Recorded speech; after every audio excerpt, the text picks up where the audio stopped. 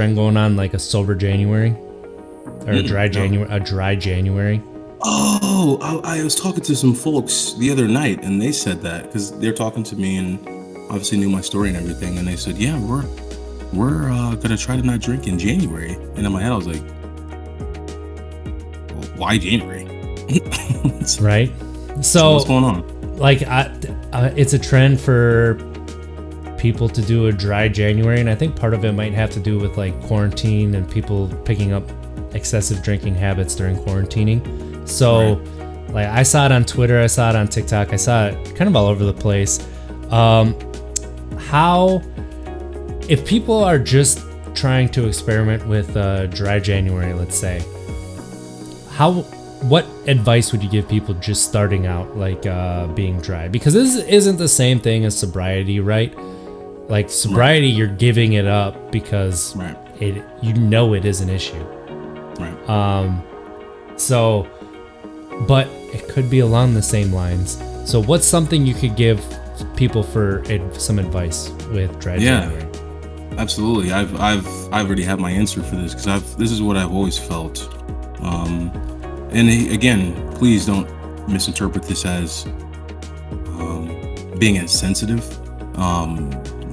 Here in Untapped Keg, again, we share our feelings, we share what we're at in our lives, and we're always going to keep it real. And so for me, I think, man, my advice to someone who wants to go dry for a month is, I think it's great.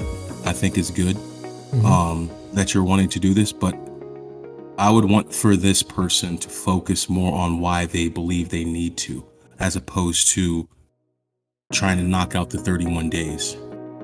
And so if you're already at that point in your life where you need to go a month without drinking, then I think you really need to be more honest with yourself about what alcohol is doing to you. You know what I'm saying? And I don't mean that I do not mean that in an insensitive way. I really don't. I think you just need to dive more into what brought you to that moment. Yeah. And essentially what I'm saying is there an issue there already if you need to refrain from it for a month? And so that's my advice. And I don't mean that in an insensitive way. I just mean, just focus more on, what brought you to that moment to where you told yourself, wow, I think I need to stop drinking for a month. I think it's great. That's a great starting point. That's a huge starting point. That is a wonderful starting point. But after that 31st day, then what?